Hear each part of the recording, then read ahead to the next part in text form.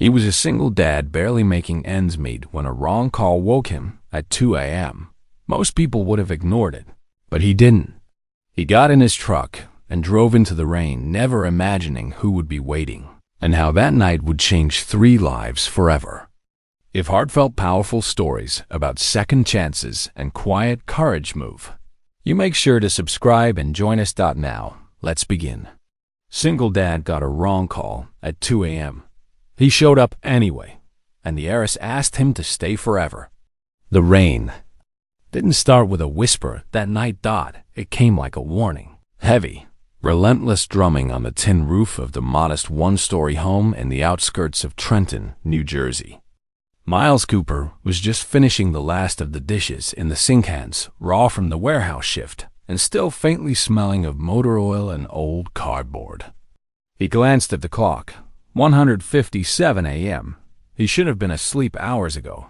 But Eli, his son, had woken from another nightmare. It took a warm blanket, a reheated grilled cheese, and a 20-minute loop of ocean waves to calm him back to sleep. Now the house was quiet again except for the storm. Miles dried his hands, picked up his old mug, and poured the last of the lukewarm coffee. That's when the phone rang. He stared at it. Unknown caller. 1:59 a.m. He should have let it go to voicemail. Unknown caller. Voicemail. No one called with good news at this hour, but something, an instinct he couldn't name, made him pick it up. "Hello," he said, voice low. There was a pause. Then a woman's voice, cracked and uneven. "Please don't hang up. Just come. 1425 Willow Creek. I can't breathe. Please. Click." Miles blinked, looked at the screen. The call had ended. The house was silent again, save for the hum of the fridge and the distant roar of rain. It would be easy, normal, even to dismiss the whole thing as a prank, a wrong number, maybe even a bad dream. But the woman's voice, something in it wasn't fake. It wasn't playing for attention. It was raw, ragged, real. He stepped into Eli's room and checked on him, curled under the space-themed blanket, clutching his stuffed bear like it was the last safe thing in the world. Miles brushed the boy's hair back, whispering a silent apology. 2:07 a.m. The truck engine groaned as he turned the key headlights, cutting through sheets of rain. Willow Creek Drive was 15 minutes north, winding into the wooded hills above town, where the old estates were remnants of another century's wealth. Miles had been there once years ago, delivering granite tiles for a renovation job. But 1425, that address didn't ring a bell. The GPS led him past gated properties and moss-covered signs until he reached a rusted mailbox nearly hidden under ivy. 14.1925. Willow Creek, no gate. The driveway stretched uphill like a tunnel between towering oaks. He hesitated. His heart thudded. This was insane. He didn't know who was up there. What if it was a setup? But he thought of that voice again, the way it cracked like something had already broken inside it. He drove up the winding path. The mansion, if it could still be called that, stood like a shadow out of another time. Stone walls streaked with moss, shutters hanging crooked. The front porch sagged slightly, and the brass knocker was tarnished green, but the porch light was on. Miles killed the engine and stepped into the downpour. He took the steps 2 at a time and knocked. Silence. He was about to knock again when the door creaked open. She stood barefoot in a silk nightgown, drenched at the hem. Her hair clung to her face, dark and wet, and her eyes were rimmed with red. She held a crystal glass loosely in one hand. Half full was something amber and shaking, and she looked at him like she had seen him before. Or maybe wished she hadn't. "You're not him," she whispered. "No," Miles replied gently. "I got a call. This address. A woman in distress." She blinked, looked past him into the rain. The glass slipped from her fingers, shattered on the marble floor. "I thought. I called my therapist," she said, voice paper thin. "I must have hit the wrong number." Her knees buckled. Miles caught her before she hit the floor, arms instinctively wrapping around her trembling frame. He guided her inside, past the broken glass, into the grand but faded living room. An ornate fireplace sat cold and lifeless beneath a crumbling portrait. He eased her onto the tufted couch, fetched a blanket from the nearby chair, and draped it around her shoulders. "Do you want me to call someone?" he asked. She shook her head. There's no one left to call. She wasn't drunk, not really. Grief had a way of making people look like they'd been drinking. Her eyes were too lucid, too tired. "Do you have a name?" she asked after a long pause. "Miles Cooper." "And you just came?" Her voice trembled. "Didn't feel right not to." She looked at him again, really looked, and something in her gaze shifted. Like a cracked mirror catching a sliver of sunrise. "I'm Alina Royce," she said, "and I haven't let a soul in this house in 4 years. The fire sputtered to life minutes later. Miles had found matches and dry logs in a bin near the hearth. As the warmth filled the room, the rain softened outside like it too had said what it needed to say. Alina sipped warm tea, now silent eyes fixed on the fire. "Why did you stay?" she asked without looking at him. Miles thought for a moment. "Because someone called me like they didn't want to be alone. And I know what that feels like." A long silence stretched between them, comfortable this time. He stood unsure if it was time to go. "You don't have to leave yet," she said softly.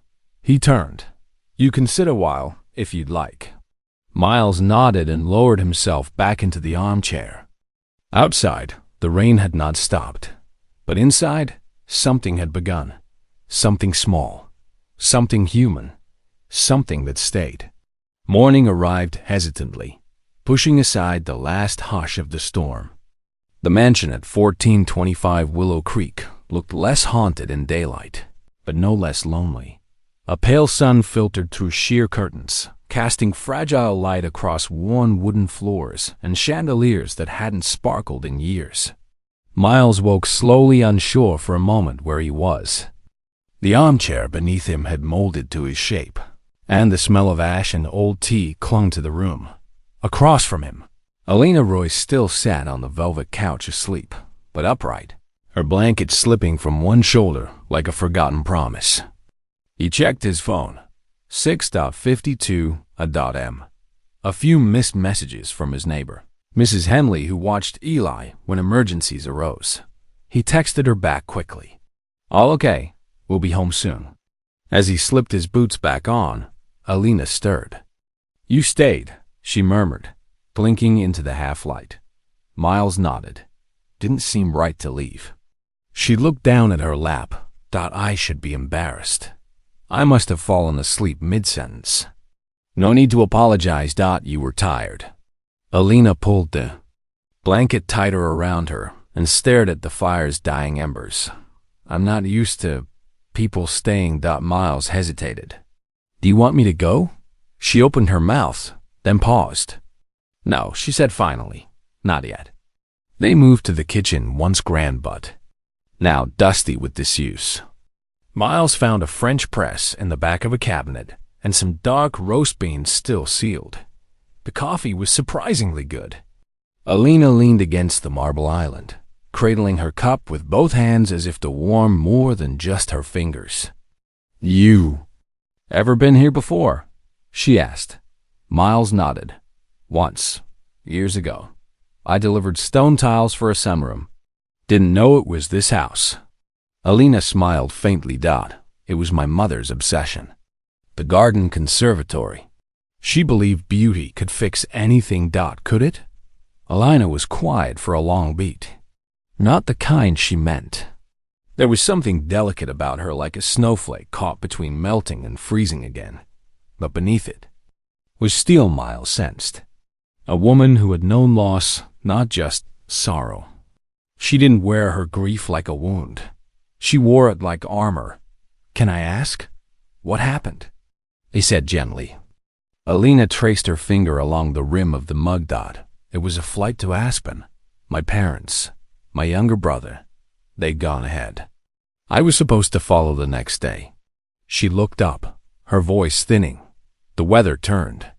Their plane went down over Wyoming. Private charter. No survivors. Miles lowered his gaze. I'm sorry. Don't be. Everyone was. For a while. Then the cards stopped. The calls. And people moved on like they always do. I didn't. You stayed here. I disappeared here, she corrected. I had money but no reason to spend it. A name but no need to say it. So I stopped. She sipped her coffee. Until last night. Until I panicked. Miles leaned forward. You didn't panic. You reached out. That's different. Alina tilted her head, considering that. Maybe she said. But I still called the wrong number. He offered a half smile. Or maybe the right one, just not the one you intended. A flicker of something passed through her eyes. Relief, perhaps. Or doubt softening for the first time in years. Mid-morning, Alina offered a short tour of the house. The vast corridors echoed under their steps. Faded family portraits lined the walls. Smiling, elegant people forever frozen in time. One painting stopped Miles in his tracks. A young boy about 10 stood next to a dog that looked half-wolf. The boy had mischievous eyes and a face eerily like Alina's. Your brother? She nodded. Charlie. He was the only one who knew how to make me laugh until I snorted. Miles chuckled. That's a rare skill. They reached the conservatory. Glass walls and roof now streaked with grime, but sunlight still streamed in. Like a memory. Ferns and forgotten vines clung to the stone. It was beautiful in a wild, unkempt way. This used to be my favorite place, she said, before I stopped growing things. Miles looked at her, then at the dirt-crusted planters. You ever think about starting again? She shrugged. What for? Who would see it? You. Before he left, Alina walked into the front door. She held it open, the wind tugging at her sweater sleeves. Thank you for coming, she said softly. Even if you weren't supposed to, you're welcome. Miles hesitated. Looked at my son, Eli. He's 9. He single quotes different special. If I told someone else last night, I had to leave him with a neighbor so I could check on a stranger in a storm, they'd think I was crazy. Alina smiled, something flickering to life in her expression. But you did it anyway. Yeah, he said. Because sometimes people need someone to show up. She nodded. Then after a pause, would you come back? Maybe, if you're ever not working. You? No, the garden could use some help. Miles didn't answer immediately. He thought of Eli, who always asked where he went, who often asked why his mother never came back. Maybe he said, if the coffee's as good next time. She laughed quietly. Deal. As he drove down the long, winding path back into the world, Miles glanced at the rearview mirror. The mansion still stood. Like a memory, but now it didn't seem so empty. And somewhere behind its windows, someone who hadn't asked anyone to stay in 4 years just had. The next few days passed like an echo. Miles couldn't quite shake. He returned to his daily routine. Early shifts at the loading dock, grocery lists scribbled in fading ink, helping Eli with his reading exercises. But something had changed. It wasn't just the memory of the rain or the firelight warming Alina's face. It was the feeling that he'd been invited into someone else's silence and asked in a wordless way not to leave it behind. On Thursday evening, he found Eli sitting cross-legged on the living room rug, organizing his world into neat color-coded piles. Red cars, blue marbles, yellow blocks. Dad, Eli said, without looking up. When people go away, does it mean you did something wrong? Miles froze. His heart tightened in that slow, familiar way. Nobody, he said gently, kneeling beside him. Sometimes people go away because they don't know how to stay. That's not about you. You came back, Eli said, setting a red card down carefully. Miles smiled. Always. That night, while Eli slept with his hand still resting on the edge of a toy fire truck, Miles sat at the kitchen table with a mug of tea in his phone. He stared at Alina's number still, saved as unknown, his thumb hovering over it. Then he pressed call. She answered on the second. "Ring, Miles." "Hey," he said. "Hope it's okay." I called. "More than okay," she replied. "I was hoping you might. I was wondering if the garden still needs help." A soft laugh. "It needs more than help. It needs a resurrection. I've got Saturday off. Come by. I'll make coffee." And just like that, he was going back. Saturday morning arrived crisp and gold with early spring light. Eli insisted on coming, and Miles hesitated. Alina hadn't met him yet. Not really. What if it overwhelmed her? But something in his son's quiet hopefulness made him say yes. They pulled up to the estate just after 9 a.m. Eli sat silently in the passenger seat, eyes wide, as the old house came into view. "It looks like a castle," he whispered. Alina stood at the door before they knocked. She wore jeans, gardening gloves, and a flannel shirt with sleeves rolled to her elbows. The sight of her outside that house looking more alive than the first time they met struck Miles like sunlight through clouds. "You must be Eli," she said, crouching down slightly. "I've heard good things." Eli glanced at his dad, then nodded once. "I like castles." "Then you're going to love the greenhouse." She smiled. The conservatory was a glass and iron skeleton of its former self, overgrown and tangled, but still beautiful. Ivy reached toward the cracked panes like it was trying to remember the shape of light. Soil sat dry in the planters. Beneath one table, a broken trowel lay like a forgotten relic. "This is where my mother used to teach me Latin names for flowers," Alina said, brushing dust from a terracotta pot. "I hated it, but now, I don't know. Maybe it was her way of holding on to things that bloom." Miles rolled up his sleeves. "Let's give her something worth holding again." Eli wandered quietly from planter to planter, touching leaves, whispering names he made up on the spot. Crawly green, spiky snake vine, leafy sea monster. Alina laughed when he told her a geranium was secretly a superhero. It wasn't a polished, polite laugh. It was sudden, real, and it startled her enough that she looked down almost embarrassed. Miles noticed. "You don't laugh often, do you?" "Not since," she replied softly. The sky fell. He didn't press her. Some wounds he knew needed time before they were named aloud. Instead, he changed the subject. "This place has bones. We could sand down the benches, clear out the broken pots, even build a new compost bed outside." Alina smiled. "Are you offering to be my garden architect free of charge?" he said. "But I accept coffee as currency."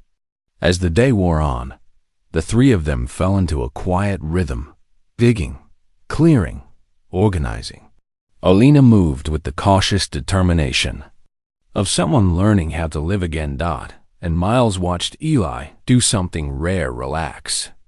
At one point, Eli tugged Alina's sleeve and pointed at a patch of old moss near the garden wall.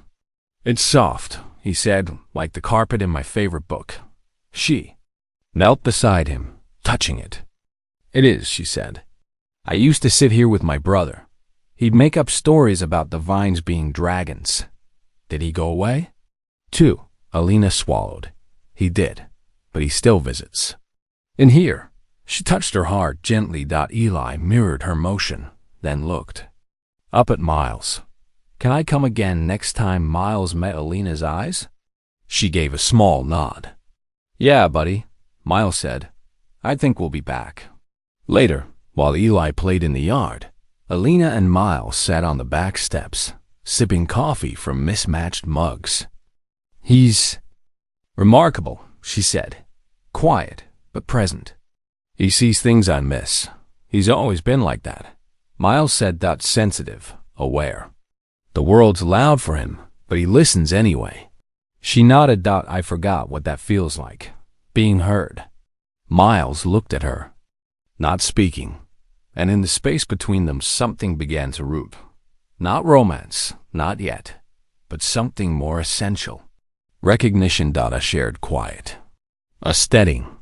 You know, she said, I thought when my family died, I died with them. I let the silence become my entire world. And now? He asked. Alina stared out at the greenhouse where Eli was pretending to command vines with a stick like a wizard. Now the silence. As company. As they drove away that evening, Eli looked out the window and said, She's not sad like before. No, Miles said, glancing in the mirror at the woman standing on the porch waving softly. She's starting to grow again. And as the sun dipped behind the trees, the road ahead no longer looked so long. It looked like it might be leading somewhere worth going. The first week of April crept in with unseasonal warmth, melting what was left of the frost and bringing with it the scent of damp earth and lilacs barely blooming. Miles and Eli returned to Willow Creek every other day after school, work spending late afternoons in the greenhouse, slowly taming the wilderness. Alina seemed different with each visit. Still reserved, yes, but the stillness inside her had changed shape. It no longer felt like absence. It felt like someone remembering how to live. Eli called her Miss Alina and had decided she was officially keeper of plant names. She accepted the title with mock seriousness, jotting down his invented species in a little leather notebook. Miles watched them from the side, sometimes wiping sweat from his brow with a worn hand towel, struck by how easy the laughter came now. How natural the three of them looked in the sunlight. It was one of those late afternoons after Eli had gone, off chasing a dragonfly with a stick when Alina cleared her throat. I want to make you an offer, she said. Miles looked up from the pile of broken terracotta he was sorting. Oh, don't worry, she smiled. Not marriage. Yet? He chuckled. That's a relief. I left my tux at the laundromat. But when she didn't laugh in return, just stared down at her gloved hands, he knew she was serious. You're spending hours here working, fixing things, making this place breathe again. And I have all this space. Rooms collecting dust. I was thinking, what if you and Eli moved into the guest house just for a while? The words landed in him like a stone in still water, quiet at first, then rippling outward. Alina, he started, but she held up a hand. Not charity, not pity. I'm not trying to save you. This house has been a tomb for too long. But when you and Eli come here, it feels like something new is growing, and I want more of that. He didn't respond right away. She didn't rush him. He looked past her to the greenhouse, now cast in the gold of the setting sun, where Eli crouched beside a cluster of budding tulips. Then down to his own calloused hands, stained from years of work that rarely paid enough. A part of him wanted to say yes, wanted it so badly he ached, but another part hesitated. I spent my whole life working for everything we have, he said. Slowly. We don't take handouts. I've made a point of that. For Eli's sake. Then don't think of it as a handout, she said. Think of it as a partnership. He raised a brow. The house needs restoring, she continued. The grounds are a mess. I can't manage it alone. I'm willing to hire someone, but I'd rather it be someone who already knows the soul of this place. And you bring more than just labor. You bring intention. Miles blinked. That's one hell of a job title. Alina finally let out a soft laugh. Then consider it a residence with purpose. That night, long after Eli had fallen asleep in his bed, surrounded by plastic dinosaurs and art projects, Miles sat alone on their sagging sofa trying to think straight. What was he so afraid of? The offer was genuine. Alina wasn't the type to manipulate or guilt anyone. And truthfully, their current apartment was falling apart. Leaky pipes, spotty heat, and the constant drone of traffic through thin windows. Eli hated it, especially the unpredictability of loud noises at night, but they'd survived worse. Still, what would it mean to live there? In her space, would they be guests? Workers? Something more complicated. He thought of Eli that afternoon running barefoot through the grass completely at ease. He thought of Alina not as the heiress or the recluse, but as a woman still quietly rebuilding herself who had looked him in the eye and asked him to stay. The next morning, he packed up a box of Eli's books and some basic tools and drove back up the winding path to Willow Creek. Alina was on the porch when he pulled in reading with her feet tucked beneath her on a bench, wrapped in a light shawl. He held up the box as he stepped out of the truck. "I assume this means yes," she said, standing. "It means we'll give it a try," he replied, "on two conditions. On. 1. I want to help with utilities and maintenance, not just labor. Shared responsibility. Fair. And 2, he said, grinning, Eli gets his own garden bed." Alina laughed. Non-negotiable. They settled into the guest house that weekend. It was smaller than the main estate, but charming stone walls, ivy climbing up the chimney, and a kitchen that smelled faintly of rosemary. Miles worked on minor repairs during the day, and Eli started painting a mural on the garden wall with Alina's encouragement, a messy, brilliant swirl of trees, animals, and stars. That Sunday evening, after Eli had fallen asleep, curled against the pillow, he declared, smelled like leaves. Miles and Alina sat on the back steps watching the fireflies blink to life. It's strange, she said, voice low. I thought I'd feel like I was losing something, giving up control, letting someone in. And you. She shook her head. No, it feels like I'm getting something back. He didn't speak. He didn't need to. They sat in the stillness side by side, not touching, but tethered by something just as strong. The moon rose full over Willow Creek that night, casting the house and its gardens in soft silver. And for the first time in years, every window glowed with light. By the second week of April, the estate was breathing again. Not just metaphorically real breath. The kind that rose from tilled soil, drifted through open windows, and clung to skin like pollen. Birds had returned to the oak branches, and even the old house seemed to creak a little less under its own weight. In the early mornings, Miles would wake to Eli's excited footsteps bounding down the stairs of the guest house, eager to check on the seeds he and Alina had planted. Sunflowers, tomatoes. Something they called dragon peppers, though Alina insisted they were bell peppers. She let him believe otherwise. That Tuesday morning, Alina waited in the conservatory with 2 cups of coffee and a clipboard. "Good morning, resident groundskeeper," she said as Miles stepped in, wiping his hands on a rag. "Resident, I'll accept. Groundskeeper, jury's still out." She handed him one of the mugs and tapped the clipboard. "I made a list. Don't judge me." He glanced at the paper. Notes, sketches, and color-coded to-do items filled the page.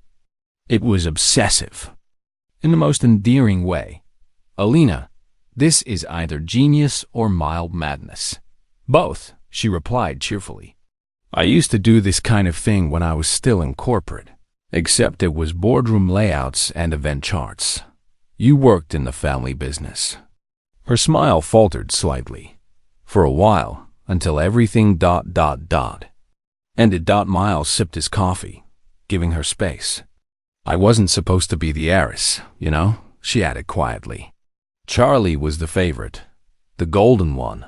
He was younger, but more like my father. Charming, bold, always the one with the bright ideas." She reached into a drawer beneath the old potting bench and pulled out a worn photo. 2 kids sitting in the sun mud on their clothes, a garden hose coiled nearby. The boy was grinning. The girl, Alina, had dirt smudged across her cheek, but a rare, genuine smile. "He wanted to build a flower maze," she said. "Sad we could charge tourists $5 to get lost." Miles laughed gently. "Smart kid. He was brilliant and impulsive. And kind." She paused. And then one winter he didn't want to wait for the family to travel together. took the earlier flight, the one I was supposed to be on. The weight of her voice landed softly like snow. I changed my ticket last minute. Cold feet, or maybe just intuition. I told him I'd meet him there. And then, Miles reached out and placed a hand gently over hers. "You're not responsible for that choice, aren't I?" she whispered. I stayed. "He didn't. You survived," he said. "That's not a crime. It's just cruel math." She looked at him, her eyes brimming but not yet spilling. "It still feels like betrayal." Later that afternoon, Eli came running through the conservatory doors, waving something in his hand. Miss Alina, look." He held out a small leaf, shaped like a heart speckled with purple. "I found this near the willow. It's magic." Alina crouched to his level, studying it like a rare specimen. "You might be right. I've never seen one quite like it." Eli beamed. "Can I put it in my book?" "Only if you give it a proper Latin name," she teased. "Horticus perplana." Miles chuckled from across the room. "That's got scientific journal written all over it." As the two of them cataloged the new discovery, Miles stepped outside and wandered toward the west side of the house, an area he hadn't explored much yet. Ivy tangled thick here, and a path of broken stones led to a smaller enclosed garden, surrounded by rusting wrought iron fencing. Curious, he nudged the gate open. It creaked in protest. Inside was a quiet alcove, circular and intimate. Overgrown roses sprawled across trellises. A cracked marble bench sat beneath an arch of flowering dogwood, and in the center, a small stone pedestal. Atop it, a plaque tarnished but legible. "To Charles Royce, who made everything grow." Miles exhaled slowly. A memory garden. He didn't touch anything. He didn't need to. The air carried something sacred: grief. Yes, but also celebration. A place built by love, not obligation. He returned to the house without telling Alina where he'd been. Not yet.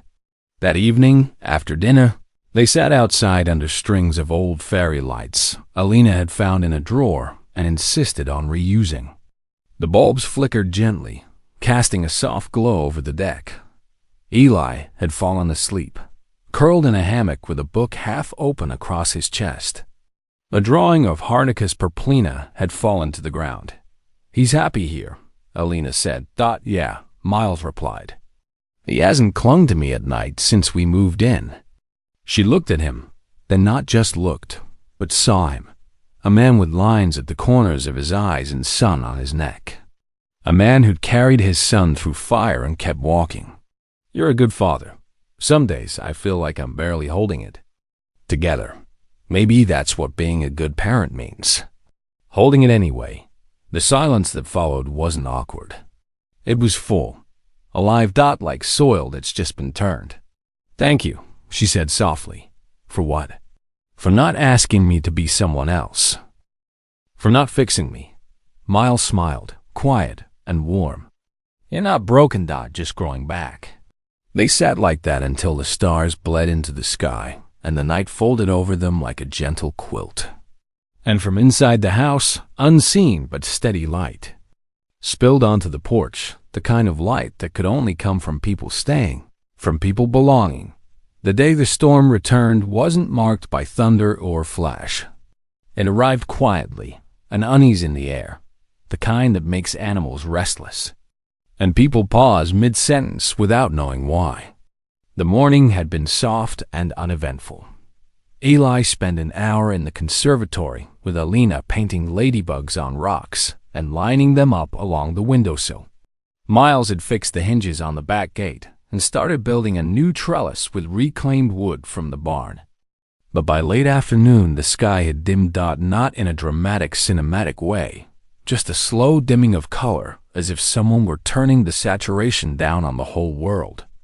Alina stood in the greenhouse doorway, arms crossed, watching the sky, the way someone watches a familiar wound about to open again. Miles approached, wiping his hands on a rag. "You okay?" She didn't answer at first. "Do you ever feel it?" she asked. Like something inside, you knows? It's going to unravel again. He studied her carefully. Sometimes. Yeah, she forced a small smile, but it didn't reach her eyes. I'm going to make tea. Inside, Eli sat at the kitchen table drawing a new flower he had invented. He looked up when Alina entered and immediately sensed the shift. Is it going to thunder? I think. So she said, trying to sound light. Will it be loud?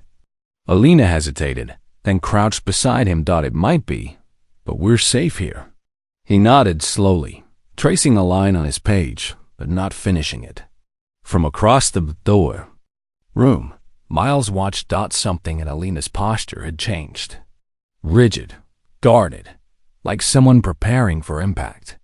The rain came around 6. First, a drizzle, then a downpour.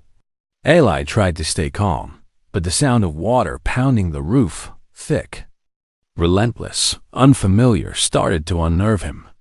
He paced the guest house, his hands flapping slightly, eyes darting to every creak. It's not like at home, he whispered. It's louder. I don't like it. Miles crouched in front of him, grounding him with both hands on his shoulders. I know, but we're... Okay, it's just water. It's like the roof is getting a back massage. That earned a small smile, a breath. Miles exhaled. Do you want to go to the main house? Maybe it'll be quieter. Eli nodded. They ran through the raincoats over their heads and arrived soaked at Alina's door. She opened it with a strange look, part worry, part something else. Storm's getting worse, Miles said, shaking off his coat. I know, she said quietly. Eli made his way to the living room, curled up under the thick throw on the couch. Alina sat beside him, stroking his hair with a hand that trembled just enough for Miles to notice. He didn't say anything. He went into the kitchen to warm milk, added a hint of honey, and brought it to her. She took it with a nod of thanks. Then happened a sudden crack, closed jarring. Lightning followed by a sharp clap of thunder. Eli cried out instinctively, burying his face into the couch. Alina froze. Miles moved toward his son, kneeling beside him. You're okay, bud. I'm here. I wanted to stop. Eli whispered, tears threatening to spill. Alina stood, rooted eyes locked on the window, breath shallowing. Her lips moved as if she were counting, but it wasn't working. Her hand clutched the edge of the table knuckles. White. Alina, Miles asked gently. She didn't respond. Instead, she turned and walked quickly toward the hallway. He waited until Eli had settled again, head resting on a pillow, eyes closed but not asleep. Then he followed her. He found her in the darkened study, back pressed against the bookcase, chest rising and falling too fast. She didn't see him at first.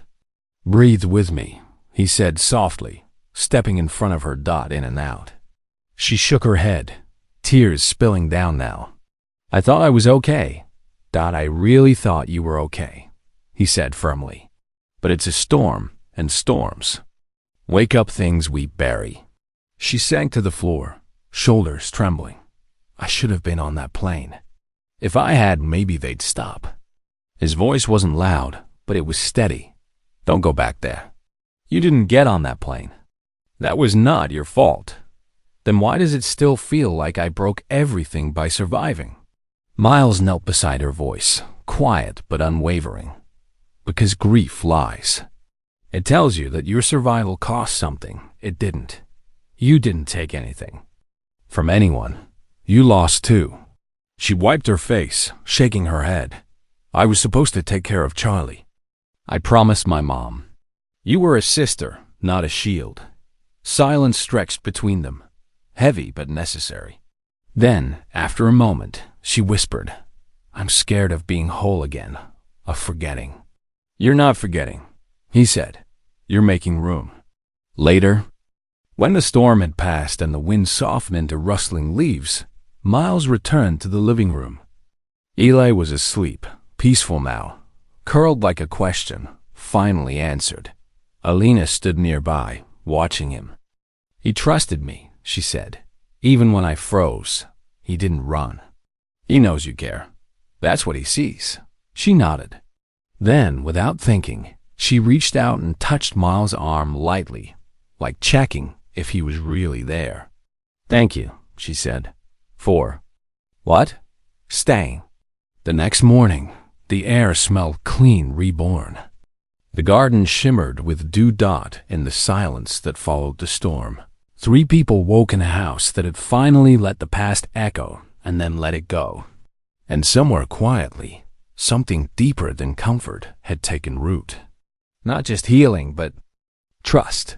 The sun returned 2 days after the storm, golden and gentle, as if apologizing for what had passed. The earth soaked it up greedily. So did the people at Willow Creek, but something in the air had shifted. Miles noticed it first. Alina was quieter than usual, still kind, still present, but distant in a way she hadn't been since the beginning. She moved through the house like someone rehearsing the role of themselves, smiling at the right moments, saying all the right things. But something was missing beneath it all. He didn't push her. He'd learned not to chase people into their silences. But Eli noticed too. On Saturday morning, as they sat on the porch steps, Eli clutched his sketch pad and stared off toward the greenhouse. Miss Alina doesn't laugh anymore, he said softly. She'll laugh again, Miles replied, brushing a leaf off his son's shoulder. Did I do something wrong? The question hit Miles like a sudden wind. Nobody. Not at all. Eli pressed his pencil down a little too hard, snapping the tip. She liked my dragon peppers. She still does. Eli didn't reply. He got up and walked into the house. Later that afternoon, Miles found a note on the kitchen counter. In Eli's handwriting. Crooked, careful, full of emotion, he didn't yet know how to say. Dear Miss Alina, I don't know if you're sad because of the storm or because I'm not funny anymore, but I think you're brave.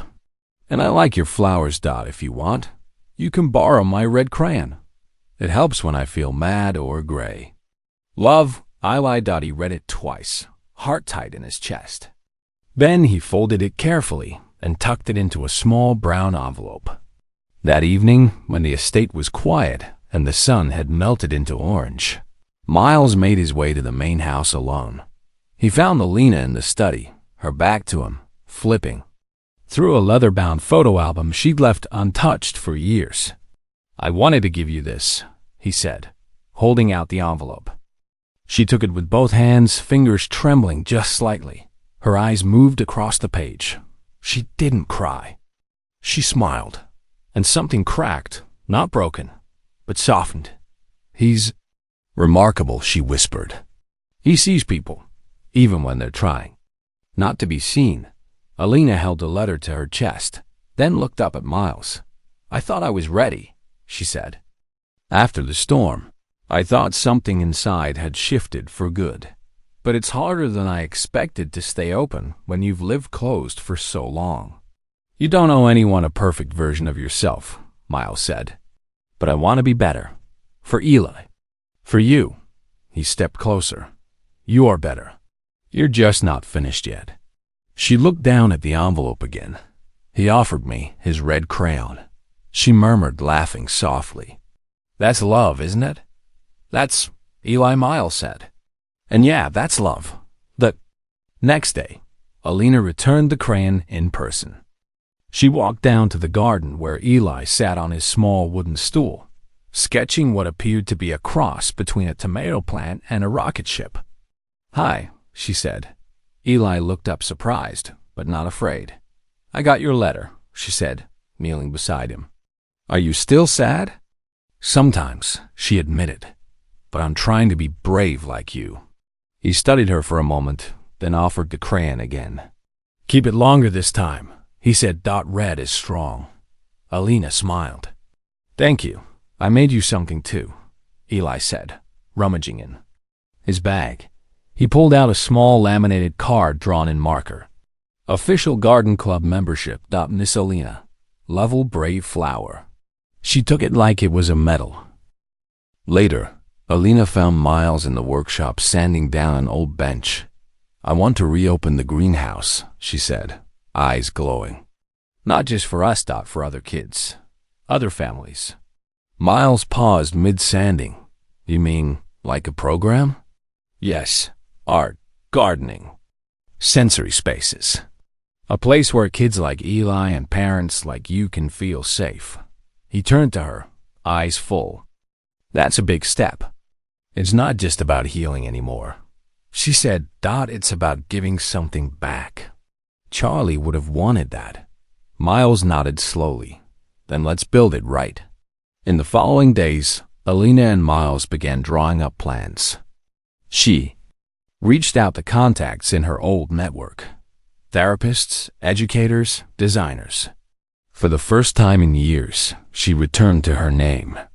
Not as an heiress, but as someone with purpose. Alina Royce, director. Willow Creek Center for Growing Things. The website domain was bought. Blueprints were drawn.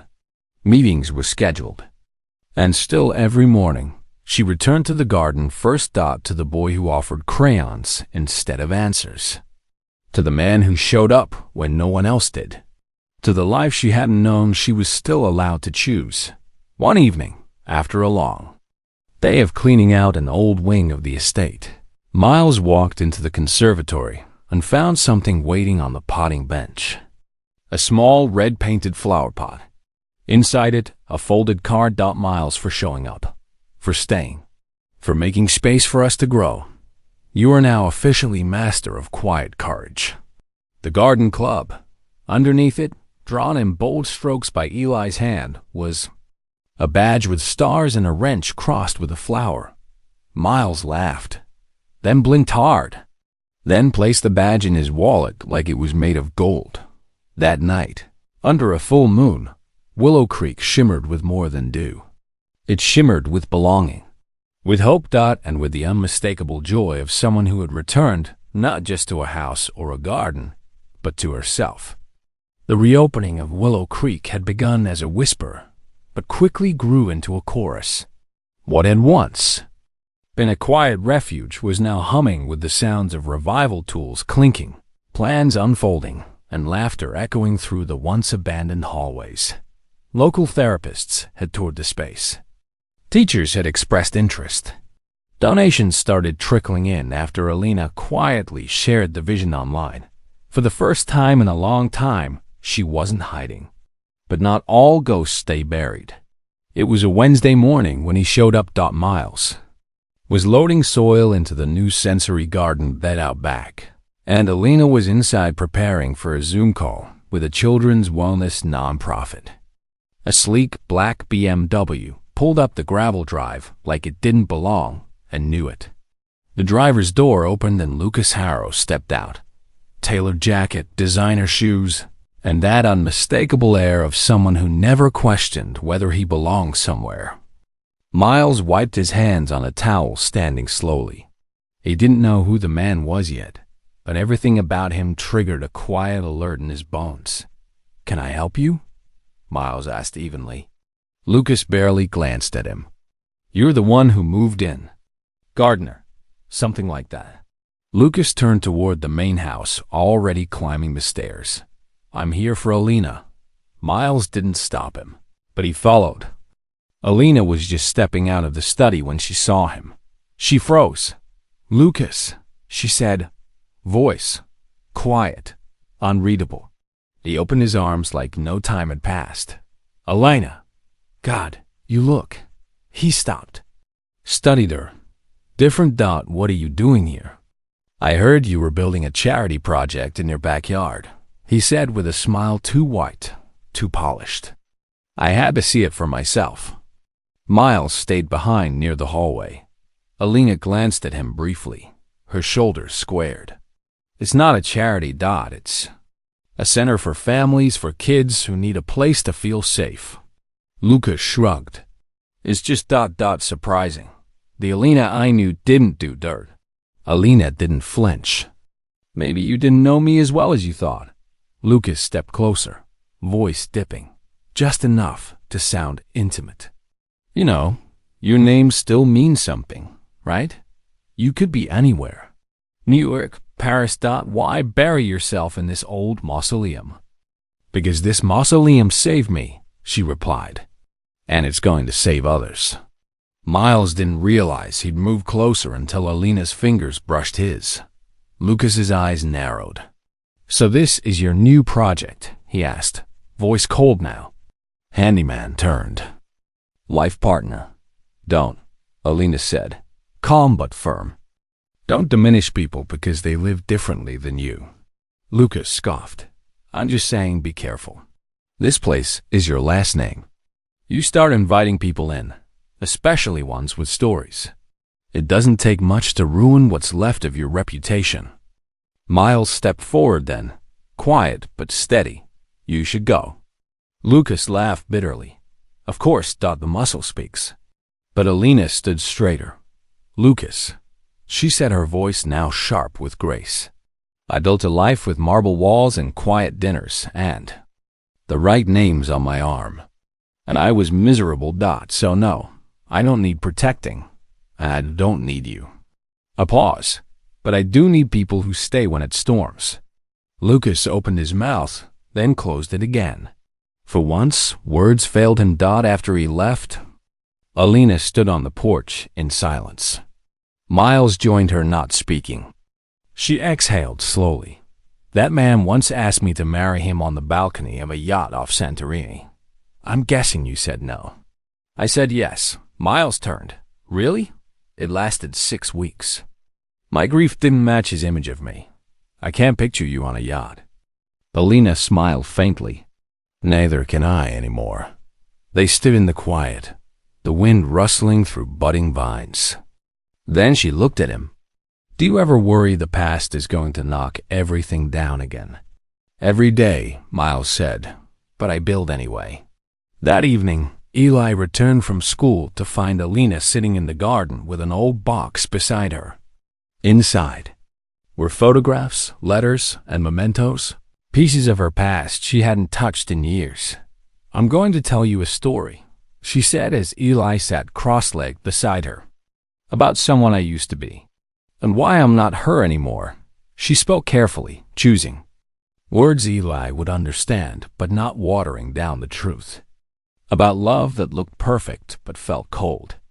About people who only stayed when it was convenient. About realizing that real strength wasn't in shutting people out, but in letting the right ones stay in. Eli listened closely, then reached into the box and pulled out a faded photo of Alina and Charlie. He looks like you when you laugh, he said. Alina blinked hard. He was my best friend. He still is, Eli said simply. That night, Miles walked into the conservatory and found Alina standing barefoot among the flowers. The glass ceiling above glowed with stars. You stood up for yourself today, he said. I did. Proud of you. She turned. I wasn't sure I had it in me. Turns out, Miles said softly, you have a lot more in you than anyone ever gave you credit for. Alina reached out then, not just emotionally but physically, resting her hand gently over his chest. Thank you, she whispered, for showing me. And in that moment, under glass and stars and memories blooming again, it wasn't just about healing anymore. It was about becoming together. The morning sky was deceptively bright with a kind of stillness that usually came before trouble. Birds chirped more nervously than usual. The air felt heavy with something unsaid. Miles noticed it in Eli first. The boy had been quiet all morning, toying with his cereal without eating hands, fidgeting with the sleeve of his hoodie. Alina had greeted him warmly, even made his favorite apple cinnamon muffins, but Eli barely looked up. Everything okay? Champ Miles asked, crouching beside him. Eli gave a small shrug. Just tired. But Miles knew that tone. It wasn't tired. It was worried. Later after breakfast, Alina found him in the garden, sketching with his back to the house. She knelt beside him, brushing leaves off her jeans. Are the dragon peppers behaving, I guess? Eli mumbled. She tried to peek at his sketchbook, but he closed it. I drew a monster, he muttered. It lives in people's heads. Makes them leave. Her heart skipped. Did someone say they're leaving? No, he said, voice small. But that man with the car came. And grown-ups get weird when that happens. They forget things. Like how to stay. Alina swallowed hard. Eli listened to. May, she said, kneeling to meet his eyes. When someone makes you feel like you don't belong, it's not about you. And when someone does make you feel safe, that's real, and it's not going anywhere. But he looked away, unconvinced. By noon, Eli had vanished. Miles noticed first. 1 minute he was trimming vines along the fence. The next, Eli's sketchpad was left open on the garden bench, pages fluttering in the breeze. Panic hit like a gut punch. Alina, he called, already running. Where's Eli? She appeared from the back corridor, eyes instantly widening. He was just in the garden. He's not there now. They searched the greenhouse, the guest house, every hallway, every closet. Nothing. Then Alina spotted it, the broken latch. On the side gate, a muddy sneaker print, leading toward the woods behind the estate. The forest was dense damp from last week's storm. Alina ran beside Miles' branches, scratching her arms, breath ragged but unstoppable. He doesn't do well in unfamiliar places, Miles said. He shuts down or gets fixated. What would he fixate on? Miles blinked. The old train line. He read about it in a brochure. Said it was where the quiet goes. Alina's eyes sharpened. I know where. That is. They split paths, Miles circling the perimeter, while Alina cut through the lower ridge where wildflowers grew in clusters and the old rail lines curved toward the river. That's where she saw him, sitting on the mossy edge of a broken platform, knees pulled to his chest, backpack beside him like a loyal dog. Alina stopped a few feet away, catching her breath. Eli. He didn't turn. You found me fast, he murmured. Didn't want to hide, she said gently. You just didn't want to feel invisible. He wiped at his face with his sleeve. I thought maybe if I disappeared first, it wouldn't hurt as much. Her voice broke slightly. Is that what you think we'll do? Eli didn't respond. Alina sat beside him, silent for a long moment. Then, without speaking, she took off her cardigan and wrapped it around his shoulders. When my brother died, she said slowly, I thought everyone else would leave too. So I started pushing them away before they could. She turned to him, but then, you gave me a red crayon. Eli sniffled. That's just a crayon. No, it was a bridge. It meant, I see you. And you know what, Eli? I see you. And I'm not leaving. He looked up at her, eyes glassy. Not even if the man with the car comes back. Especially not then. Miles arrived minutes later, nearly collapsing with relief. He dropped to his knees and pulled Eli into a hug, so tight the boy squeaked. You scared me, bud, he whispered into his ear. Sorry, Eli murmured. I thought you were going to go away. Never, Miles said. You hear me? Never. Alina stood a step back. Her arms crossed over her chest as if holding in something sharp and raw. Miles rose and looked at her. He said he thought we'd leave because Lucas came. She nodded. We need to show him what staying looks like.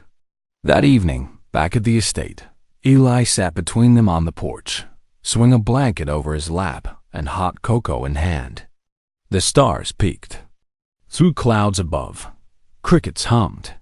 I think I don't like goodbye, Eli whispered. Me neither, Alina said. So let's make a rule. No goodbyes here. Just see you tomorrow. Eli nodded. Okay. Miles draped an arm around his son, then around Alina. For a moment they sat in the kind of silence that only comes when people finally feel safe. You know, Miles said softly, for a runaway you left behind. A pretty clear trail, Eli grinned. I meant to. I wanted you to find me. Later that night, long after Eli had fallen asleep, Alina stood at the edge of the garden alone. The moonlight illuminated the stones, the archway, the soil that had seen so much loss and now so much life. Miles stepped beside her. "You were amazing." "Today, no," she said. "I just followed my heart." "Exactly, Dot." She turned to him, eyes searching his face. "Do you think it's really possible to be whole again?" "No," he said, brushing a strand of hair from her cheek. "But I think it's possible to be real, Dot, and loved. And that might be even better." And then, slowly, like the first unfurling of a bloom, long in winter, she leaned into him. No words, just presence, and the quiet, certain truth that this time, no one was going anywhere. 3 weeks after the runaway scare, Willow Creek had not only recovered, it had transformed. The broken parts had not vanished, but they had been woven into something stronger. Like the cracks in old stone filled with gold in Japanese kintsugi, the estate had become more beautiful because of its past, not in spite of it. The greenhouse sparkled again, not just with sunlight bouncing off freshly cleaned glass, but with life. Planters bloomed with wildflowers. Vines curled lovingly along new trellises and along one entire wall. Hand-painted tiles bore names of children who had visited the property. Ela, Ardicus, Maribel. Theo, and many others written in wobbly letters. Alina stood at the edge of the garden in a sundress clipboard and hand hair in a loose braid that she'd stopped pretending needed to be perfect. Around her, volunteers from the community moved in a practiced rhythm, hauling mulch painting benches, preparing for the big event tomorrow, the garden unveiling. "Do you know what today is?" she asked Miles, who was fixing the final slat on the new sensory wall. He looked up, wiping sweat from his brow. "If you say your birthday, I'll panic because I didn't get you anything." "Not quite," she smiled. "Today marks 100 days since you answered the wrong call." He paused, looked around, then at her. "Funny how the wrong call turned out to be exactly the right one. You were my rescue," she said quietly. "You were mine too." Alina's eyes shimmered, but she didn't cry.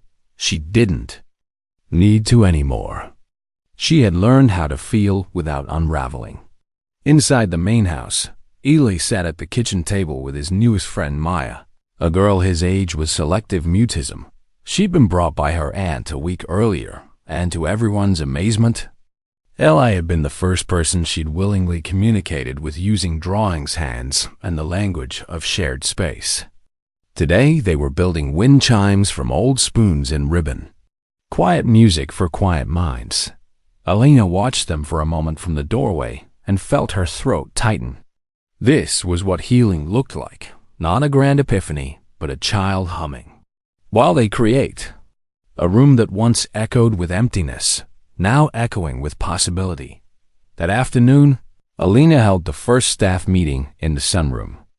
It was just her, Miles, a part-time counselor named Rosa, and a local therapist who volunteered every Tuesday. They sipped sweet tea and went over the schedule for the launch. "Do we have enough chairs?" Rosa asked, flipping through the checklist.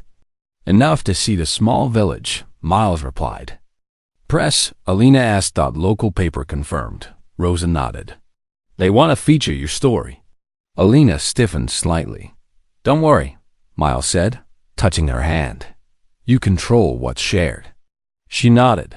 "I'm not hiding anymore, but I want the focus to beyond the kids, the place. Not me. Then that's what it'll be."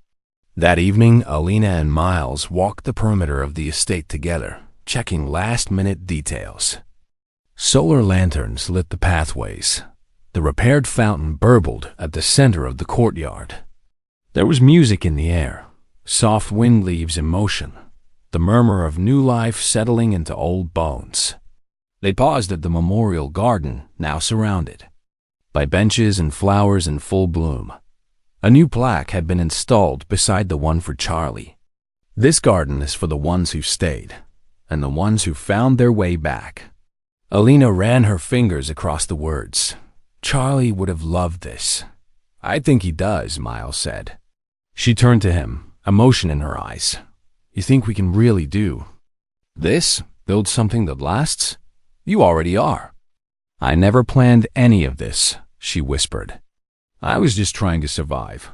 Surviving is where most beautiful things begin," he said. Back inside, Eli sat on the couch barefoot, reading a book out loud, quietly, as Maya traced the words with her finger beside him. "Do you think we'll have balloons tomorrow?" he asked as Miles tucked him in later that night. "I think we'll have too many." Miles smiled. "What color do you want? Green?" "Like growing dot perfect." Eli looked up at him. "You think Miss Alina's happy now?" Miles paused. "Yeah, I do. She has the smile that stays now, not the sad kind." Later in the conservatory, Alina stood barefoot among the blooms, watching fireflies blink across the lawn. Miles stepped behind her, wrapping his arms gently around her waist. "We're not who we used to be," she said. "We're better. What if something happens again? What if this is temporary? Then we love it while it lasts," Miles replied, "and fight to make it stay." She leaned back into him. "I'm scared," she whispered. "So am I, but I'm not leaving." The words settled into her like roots finally breaking through stone. The night before the garden unveiling, the house glowed with a soft golden stillness. No alarms, no ghosts, only peace. Outside, beneath a sky inked with stars, Miles turned to Alina and reached for her hand. "There's something I want you to know," he said. "What? No matter what comes tomorrow or the day after that, this is home. You, Eli, me. This weird, wonderful patch of earth. It's not where I expected to be, but it's where I was always meant to arrive." She closed her eyes. "Then stay. Forever," he whispered. And in that moment, quiet lit only by moonlight and the warm breath of spring, the house that had once been a mausoleum became something new. A sanctuary, a beginning, a promise kept. The morning of the garden unveiling arrived bathed in gold. Not the harsh kind, but soft light, gentle and full, as if the sun itself had slowed down to witness something sacred. Alina stood on the wraparound porch barefoot, and still a mug of tea warming her hands. From this vantage point she could see it all, the banners fluttering from the willow trees, the canopies being raised, the tables lined with hand-painted pots and tiny jars of wildflower seeds, with tags that read, "Take something that grows." What struck her most was the sound. Not silence, not the brittle echo of loneliness that had defined this house for too long, but the music of people arriving, children, laughing volunteers, calling out friendly greetings, shoes crunching gravel, the low hum of new beginnings. Behind her, inside the house, Miles was helping Eli into the green shirt they'd picked out together, the one he'd insisted matched the garden. Maya, now a constant weekend guest, helped pin a leaf-shaped badge to his chest that read, "Junior Garden Guide." The title was his idea, the pride in his eyes. That was all Alina. She exhaled, pressing her palm to her heart. This wasn't just a ceremony. It was a return to life. To joy, to herself. The guests arrived slowly at first. Neighbors, teachers, parents of children with special needs who had heard about the sanctuary Alina was building. Then more came, strangers with curious eyes, caregivers holding trembling hands, skeptics who left with tear-stained cheeks. Alina stood by the gate as they came through, greeting each with a softness that was no longer learned but lived. "Welcome," she said, again and again, and meant it. Miles stood just behind her, offering water bottles, directions, and the occasional joke. His quiet, grounding presence was like the fence posts around the property, unmoving, always there, holding the structure in place. And Eli, he led 3 younger children on a tour of the garden beds, explaining how the flowers were not just pretty but strong, and how dragon peppers were definitely real, even if the grown-ups said otherwise. He didn't flinch when one child cried. He didn't run when the crowd got loud. He stayed and shined. At noon, Alina took the small stage beneath the sycamore tree, Rosa had offered to speak, but Alina shook her head. No more hiding. She stepped up, adjusted the mic, and paused to let her breath catch up with her heart. Some of you know me. Many of you don't. My name is Alina Royce. This house belonged to my family for generations. It has seen holidays, heartbreak, laughter, and silence. For a long time after my family died, I lived in that silence. I thought it was safer. I thought healing meant disappearing. She looked down, then up again. But then a stranger answered a phone call that wasn't meant for him, and he showed up anyway. Her eyes found Miles in the crowd. He smiled just a little and lowered his gaze like he couldn't quite hold the weight of what he meant to her. That one act of kindness unraveled everything I thought I knew and planted something new. So today we open these gardens not just in memory of those we've lost, but in honor of those who stayed, those who show up, those who say, "You are not alone." She gestured to the children, now planting sunflowers in the memory bed. This is for them, for you, for anyone who ever wondered if hope has a place in the world. It does. And it grows here. The applause wasn't thunderous. It was better. It was sustained, warm, real. That evening, after the last car had driven away and the lanterns still glowed like low stars along the path, Alina, Miles, and Ela sat in the greenhouse, surrounded by what they had built. Not a charity, not a monument, a life. I like today. Eli said, his voice thick with the haze of impending sleep. Everyone felt safe. You helped make that happen, Alina replied, stroking his hair. I think I want to stay here forever. She looked up at Miles. Me too. After Eli was tucked in, Miles returned to the conservatory to find Alina sitting in the middle of the floor. The moonlight bathing her in silver. In her lap was a small box he hadn't seen before. What's that? He asked. Charlie's thing, she said. I hadn't opened it in years. Thought maybe I would tonight. She lifted a worn-out notebook and a tiny toy compass, the kind you'd find in a cereal box. A folded map of the backyard they once dreamed of turning into a pirate island. A photo of them in rain boots, soaked and grinning. He used to say the best adventures begin in the mud. Miles sat beside her, watching her eyes shimmer but not break. I think he'd be proud, he said. He would have loved Eli. She whispered. Would have built him a dragon-shaped wheelbarrow. There's still time. Miles smiled. She reached into the box one last time and pulled out a card. Handmade. Crayon and construction paper. To Alina. You're the brave kind. The staying kind. She looked at it, then at Miles. I want that to be us. Not just visitors in each other's lives. I want to stay. Then stay, he said, taking her hand. As long as it takes. As long as you want. Forever, she said softly. If that's okay. He kissed her, then light at first, then deeper, like affirmation. Like sunrise. Like the end of one long storm and the start of a life rooted in peace. The last light in the house went out just before midnight. But inside every room, the warmth lingered. The kind of warmth that doesn't flicker out with candles or fade with applause. The kind of warmth that remains. Because love, real love, isn't built on grand declarations or perfect days.